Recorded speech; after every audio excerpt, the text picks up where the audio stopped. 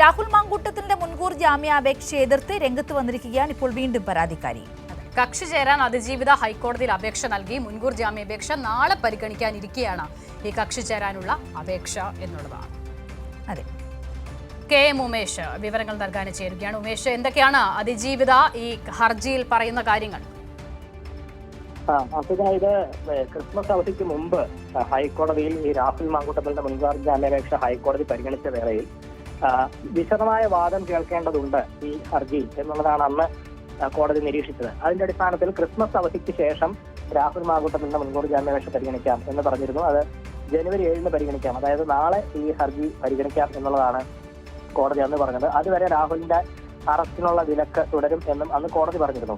അപ്പോൾ ആ അറസ്റ്റിനുള്ള വിലക്ക് നാളത്തോടെ അവസാനിക്കുകയാണ്. ഒപ്പം രാഹുലിന്റെ മുൻകൂർ ജാമ്യാപേക്ഷ ഹൈക്കോടതി പരിഗണിക്കുകയും ചെയ്യുകയാണ്. ഈ സാഹചര്യത്തിലാണ് ഈ മുൻകൂർ ജാമ്യാപേക്ഷയിൽ കക്ഷി ചേരാനായി അതിജീവിത ഇപ്പോൾ അപേക്ഷ നൽകിയിരിക്കുന്നത്. അതായത് കക്ഷി ചേരാൻ അപേക്ഷ നൽകുമ്പോൾ അത് കോടതി അനുവദിച്ചാൽ തന്റെ ഭാഗം കൂടി കേട്ട ശേഷം ഈ മുൻകൂർ ജാമ്യാപേക്ഷയിൽ ഒരു തീരുമാനം എടുക്കണം എന്നുള്ള അഭ്യർത്ഥനയാണ് അതിജീവിത മുന്നോട്ട് വെക്കുന്നത്.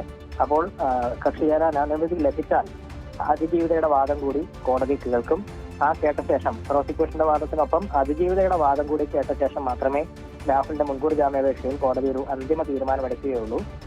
രാഹുൽ മുൻകൂർ ജാമ്യാപേക്ഷയിൽ പറയുന്നത് താൻ നിരപരാധിയാണ്, ഇത് പരസ്പര സമ്മതത്തോടെയുള്ള ബന്ധമായിരുന്നു, ഗർഭഛിദ്രം നടത്തിയെന്നുള്ള ആരോപണം നിലനിൽക്കില്ല എന്നൊക്കെയാണ്. അതായത് രാഹുലിനെതിരെ വന്ന ആദ്യ പരാതി, ആ പരാതിയിലെ അതിജീവിതയാണ് ഇപ്പോൾ കോടതിയിൽ കക്ഷി ചേരാൻ അപേക്ഷ നൽകിയിരിക്കുന്നത്.